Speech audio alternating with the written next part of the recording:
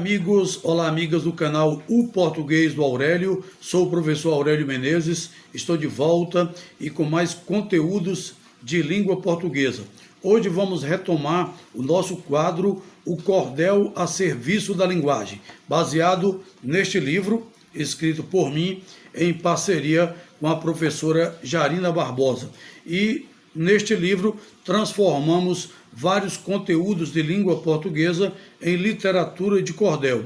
Exatamente uma forma de tentar suavizar o aprendizado, melhorar o processo, para que os nossos queridos alunos entendam e os que não são alunos, mas que gostam da língua portuguesa, possam assimilar esse conteúdo com mais facilidade. Então vamos dar sequência ao nosso quadro O Cordel a Serviço da Linguagem.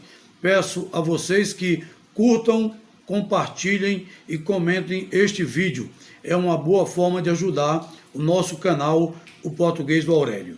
E vamos começar com a seguinte estrofe. Hoje nós vamos falar de um conteúdo muito importante que aprendemos nos bancos escolares, os sujeitos. Todos nós já ouvimos falar dos famosos sujeitos. Então vamos aprender, por meio da literatura de cordel, quem são os sujeitos, como funcionam os sujeitos. E eu começo com a seguinte estrofe. Quem nos bancos escolares ouviu falar de sujeito, um conteúdo tão básico, sem pudor ou preconceito, merece ser estudado, depois recapitulado, pois o aprendiz tem direito. Amigo, o sujeito é essencial na oração. Pode ser classificado por sua importância ou não, sujeito determinado, se vê no enunciado, não se esconde na ilusão. O que quer nos iludir, sujeito indeterminado, não está expresso na frase de um jeito claro, focado, ao contrário, se esconde, afinal, está onde? Quero aprender um bocado. Se for indeterminado, está na terceira pessoa, do plural do verbo posto, que se usa numa boa. Comprar um jabuticaba, exemplo que é uma baba, o sujeito merece loa. Se o verbo é intransitivo, ou verbo de ligação, ou transitivo direto, já não há contemplação. Indetermina o sujeito, que deixa de ser perfeito, porém não perde a razão. É que no caso do verbo intransitivo, ou verbo de ligação, já sabemos, ou ainda transitivo direto, já sabemos que nestes casos há uma indeterminação do sujeito. Portanto, o sujeito é indeterminado. Eu não consigo determinar. Eu sei que ele existe, mas não consigo determiná-lo. Sujeito simples. Vamos aqui ao sujeito simples. Sujeito simples tem um núcleo capaz de nos convencer. O substantivo expresso faz todo mundo entender que a parte mais importante, palavra mais que brilhante, serve para esclarecer. Quando o menino é travesso, olha aqui o exemplo. Quando o menino é travesso, não há o que discutir. Sujeito simples, marcado, um núcleo sem tititi, não pode ser contestado, pois ele é o resultado da regra que está aí. E o sujeito composto? Já o sujeito composto tem dois núcleos bem expressos. Pronomes substantivos, palavra não é breguesso. Se for substantivada, o cantar é uma parada, o falar é um sucesso. Olha aqui o que é uma palavra substantivada. Cantar, na verdade, é o infinitivo impessoal do verbo cantar. Mas quando eu coloco o artigo o cantar, então esse cantar passa a ser uma palavra substantivada. Adquire, portanto, o valor de substantivo. O cantar, o falar, o comentar, o dizer.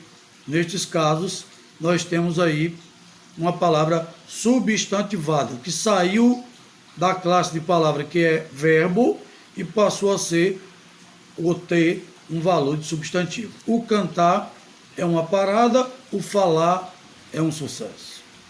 A fé e a confiança abalam até sensitivos.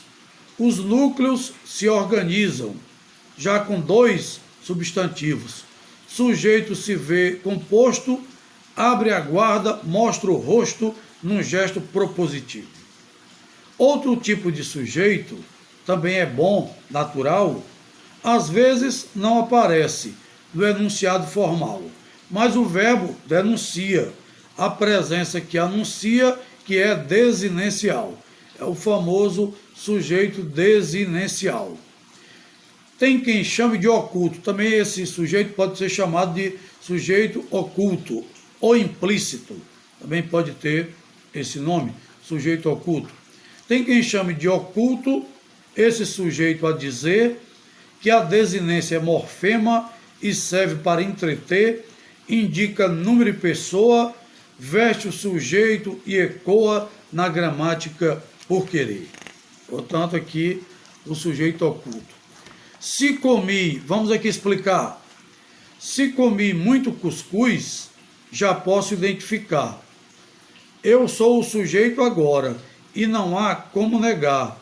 Ninguém fala tu comi. Com a desinência aprendi, primeira pessoa A. Se tem comi muito arroz, automaticamente eu identifico o sujeito como eu. Eu comi muito arroz, porque a desinência do verbo comer, comi, está e se refere à primeira pessoa. Eu comi. Você não fala tu comi, e sim eu comi. Portanto, o sujeito é o eu. É bom entender que existem as orações sem sujeito. Resultam de outra regra, mas o sistema é direito. E quando o verbo é beleza, fenômeno da natureza, dá entendimento perfeito. Vamos ver aqui os verbos que indicam fenômeno da natureza.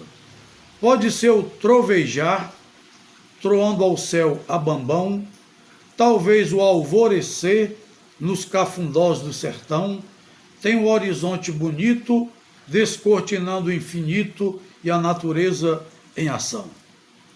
Aí, quando eu tenho o verbo trovejar, o verbo alvorecer, anoitecer, chover, então, neste caso, é um verbo que indica fenômeno da natureza.